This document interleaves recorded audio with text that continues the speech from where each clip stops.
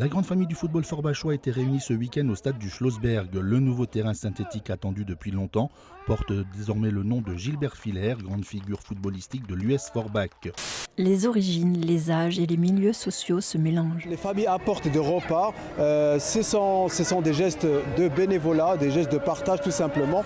Et ça nous réjouit, ça nous conforte dans l'idée qu'on s'était fixée dès le départ, c'est-à-dire que ça soit vraiment un moment d'échange et de partage. À l'origine, le brokel, c'était donc la boisson qui était emmenée par tous les paysans dans les champs à la période de la fenaison pour se désaltérer. Et donc ça perdure. Le projet Task Force a pour but d'apporter conseils et solutions pour faciliter la mobilité sur le marché du travail de la grande région. Une grande région où chaque jour 220 000 actifs traversent la frontière pour se rendre sur leur lieu de travail. Et c'est le plus fort taux de travailleurs frontaliers de toute l'Union européenne. J'ai mis une caméra IP dans le nid des faucons qui elle est directement reliée au modem. Et cette image va être envoyée sur un serveur et les personnes qui veulent voir la webcam vont se connecter à ce serveur et voir le nid en direct. Cette année, les sommes récoltées grâce à la vente de ces pains et des œuvres réalisées par des enfants de l'école de Marino et du collège Pierrat seront intégralement reversées à l'association Un Arc-en-Ciel pour Mathieu pour soutenir financièrement la famille du jeune garçon atteint de la myopathie de Duchenne. Les parents étaient présents pour proposer ces pains du cœur aux passants. Le film traite de la question des migrants irakiens et syriens arrivés récemment à Forbach. À travers des rencontres et des entretiens, les élèves cinéastes se confrontent dans leur film à des parcours de vie bien différents du leur. Ils sont à la fois derrière et devant la caméra pour livrer leur ressenti. Au début, je croyais que les migrants ils voulaient nous envahir et que nous, on devait partir. Et au fur et à mesure que j'ai fait l'atelier cinéma, ça fait 1 an que je fais, et j'ai eu un déclic en me disant qu'au final, eux, ils veulent juste venir là, ici, parce que là-bas, c'est pas des bonnes conditions de vie. C'est un service plutôt méconnu de l'hôpital, il faut d'ailleurs s'enfoncer dans les couloirs du sous-sol pour y parvenir. Ici, on ne soigne personne, et pourtant impossible pour l'hôpital de fonctionner sans lui. Voici le lieu où l'on stérilise l'ensemble des dispositifs médicaux réutilisables. C'est dans des bacs de pré-désinfection qu'ils arrivent dans la première salle, celle du lavage.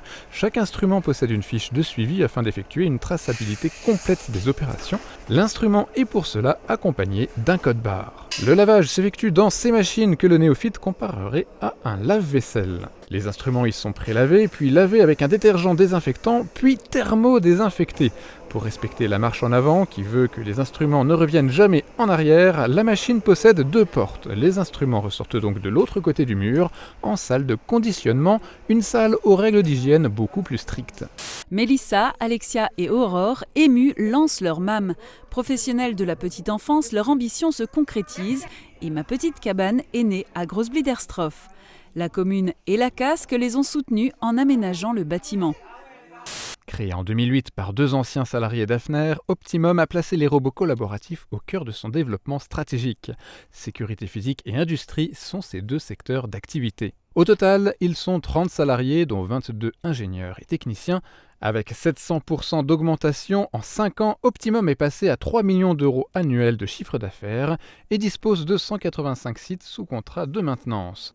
Grâce à l'usine du futur sur la plateforme de Trémery, l'entreprise travaille conjointement avec des spécialistes en technologie. Parmi ces robots, la vedette ici, c'est Yumi. Avec ses 2 bras, il permet surtout d'épargner aux opérateurs certains gestes pénibles, mais pas seulement. Stress à l'école, le bilan commence par la philo. Cette épreuve clôt 15 ans de scolarité et déclenche le processus d'études orientées ou le monde du travail. L'épreuve de philo est née avec le bac en 1809. À l'époque, elle se déroulait à l'oral et en latin. Agnès, Eric et leurs 3 filles, une famille presque zéro déchet.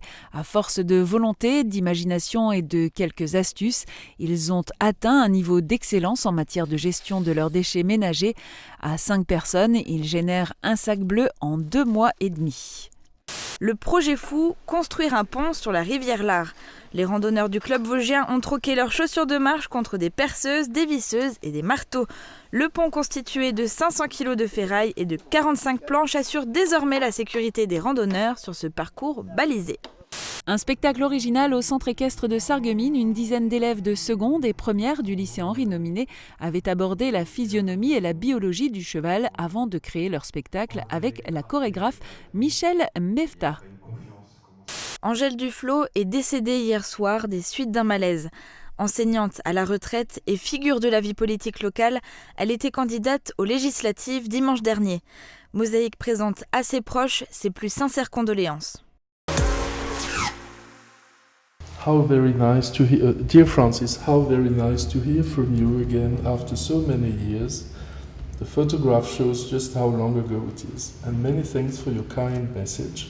I hope I can be as good a Prime Minister as you obviously are an artist. C'est avec fierté que l'enseignant retraité nous fait part d'un échange avec son ancien élève Tony Blair. L'ex-premier ministre britannique fut effectivement l'étudiant de Francis Mathès lorsque ce dernier enseignait le français en Écosse. Parallèlement à son poste d'enseignant, il a continué à pratiquer sa passion, le dessin et la peinture. Et l'expérience est longue. Depuis l'âge de 20 ans, l'homme se passionne pour l'art. Aujourd'hui, c'est en France qu'il expose de nouveau, plus précisément là où, plus jeune, il fut récompensé pour ses productions. Quand j'étais jeune, j'ai gagné un de mes premiers prix que j'ai gagné à l'Aquarelle, c'était à Niederbronn, où à l'époque il faisait encore un concours pour tous les artistes possibles. Il y avait de l'huile, il y avait de la sculpture, il y avait de tout. Et j'ai gagné mon premier prix ici, donc j'ai gardé un peu d'affection pour Niederbronn. Et puis après, j'avais exposé dans les années 90, et ça fait une bonne vingtaine d'années, donc je me suis dit ça vaut la peine de revenir.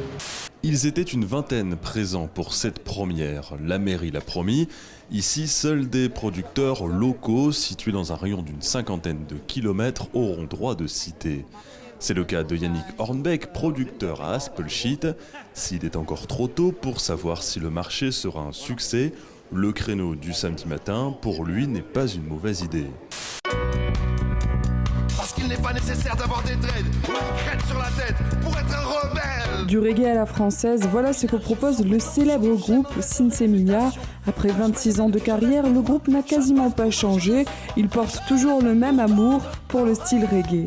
Voilà, on est des passionnés de reggae qui se prennent pas pour des Jamaïcains, donc on fait un reggae d'un de rock, de chansons françaises et d'autres influences. Donc certains. L'espoir, prendre le temps, j'ai honte ou encore respire, autant de titres qui poussent à une réflexion sur la société. 6 km de route entre la 4 et la commune de Lorenzen. À travers ces champs et ces forêts devrait naître une chaussée simple de 2 voies. Un gain de temps entre le Pays de Beach et l'autoroute. Rohrbach-les-Beach ne sera plus qu'à 22 minutes au lieu des 30 aujourd'hui.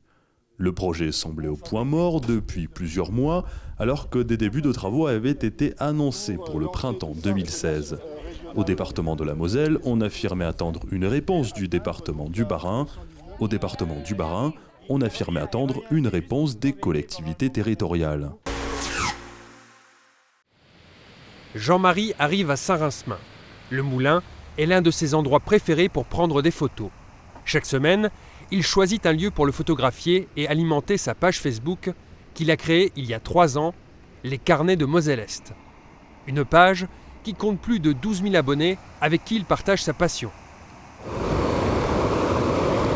C'est un de mes endroits préférés. On a tout ce qu'il faut. On a un vieux moulin, et il y a de la dynamique, on a des reflets dans l'eau. La photographie, il l'a découverte dès l'adolescence. C'est grâce à l'appareil de son père qu'il a pu faire ses débuts à 18 ans. La première photo que j'ai sortie, c'était une tuerie quoi. C'était justement un coucher de soleil. Alors je sais pas, c'est peut-être de là où ça m'est venu, le coucher de soleil. Mais c'était un coucher de soleil presque en plein jour. Pourquoi ? Parce que la photo était sous-exposée. Elle était noire, mais il y avait le soleil et tu voyais les trucs. Mais c'était une super photo et ça m'a donné envie. Le photographe, originaire de Cocheren, retraité des mines, veut montrer aux habitants comment il perçoit la Moselle-Est à travers son objectif. Dans les albums partagés sur les réseaux sociaux, c'est une redécouverte des lieux, souvent bien connus. La Moselle-Est, elle a une image industrielle. beaucoup les houillères ont laissé leur marque et ça reste gravé dans l'esprit des gens. Ils pensent que la Moselle-Est, c'est uniquement les chevalets, c'est des mines, des cheminées qui fument, carlin. Mais en fait, les carnets de la Moselle-Est, c'est pas du tout ça. La Moselle-Est, c'est des paysages comme ça qu'il faut savoir capter. Jean-Marie couvre plusieurs secteurs. Forbach, avec comme lieu de prédilection le carreau de Petite-Rosselle ou encore les beaux paysages de Bitche. C'est suivant la météo qu'il décide quand partir. Souvent, c'est au lever ou au coucher du soleil qu'il se déplace pour avoir un beau ciel bleu. S'il fait surtout de la photographie de paysage, c'est un touche-à-tout. On va dire que c'est ma spécialité, la photo de paysage, mais moi j'adore toutes les photos, le moindre truc. Dimanche, j'ai travaillé donc pour le Républicain Lorrain, on a fait les législatives. Je te dis franchement, j'ai pris mon pied en prenant des urnes et des isoloirs en photo, en essayant de jouer, d'avoir des trucs. Aujourd'hui, il souhaiterait développer la photographie animalière. Les animaux de nos forêts auront certainement bientôt leur place dans les carnets de Moselle-Est.